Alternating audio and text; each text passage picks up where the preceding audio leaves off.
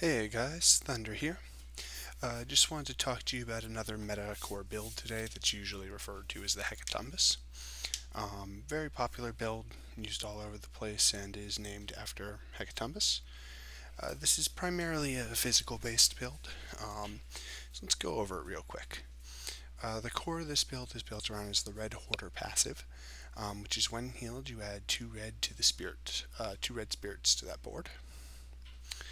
You pair this with the Support for Destroyers passive, which has the when you use 4 red skill, you use 1 white.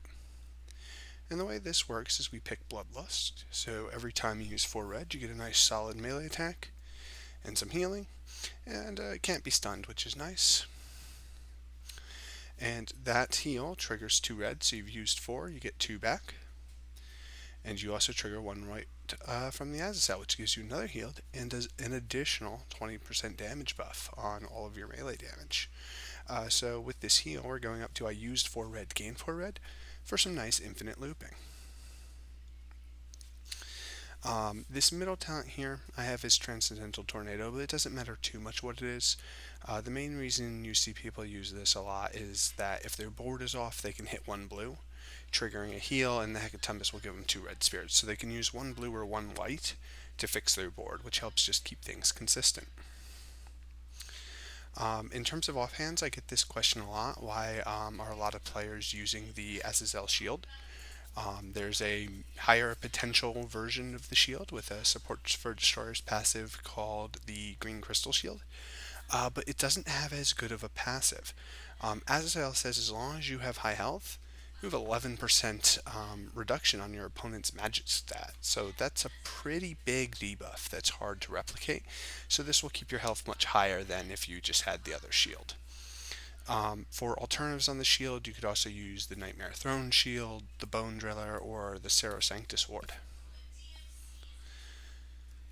Unfortunately, there is not an alternative to Hecatombus as your weapon. It is one of a kind, but there is an alternative build. You could go look at the Ratchet Rush build, which will also be on this channel, and you can get that weapon out of stamps, so you can get it up a lot easier if you have trouble getting yourself a Hecatombus. Alright, without further ado, let's hop into a quick campaign match and just show you how this plays. Alright, so we're coming in here and we have blue and white options to make some red spirits. I'm going to use this blue here and then I'll use this white. Alright, we got a bunch of red and now we're going to spam. And see, even though we gained 4 non-red spirits, we generated 4. So our board is just going to become all red very easily with no issues. So we're just going to breeze through this content. And this build hits really hard. Notice I'm not doing any targeting.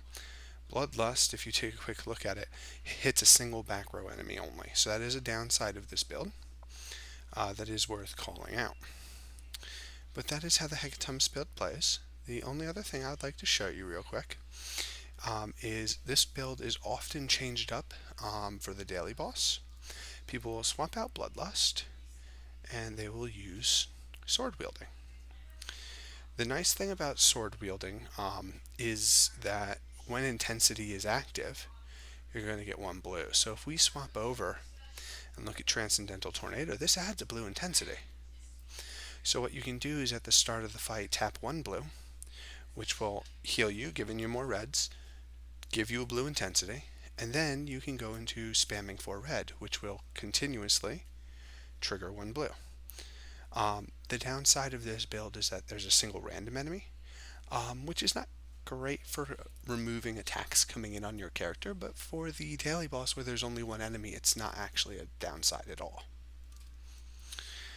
Alright, the only other swap I will note is people will also, if things are getting tough, right now this heal gives you the 4 red. People will also come over and take elevation, so they're only going to get 1 red instead of healing for 2, but they're going to get a bunch of armor regeneration on top of that. So it's a trade-off where you get a little bit less consistency with your spirits, but your armor gets to stay up as well as you enjoying some healing. Alright, this is the wonderful review of the Hecatombus build. I wish you all the best of luck on your questing. Thunder out.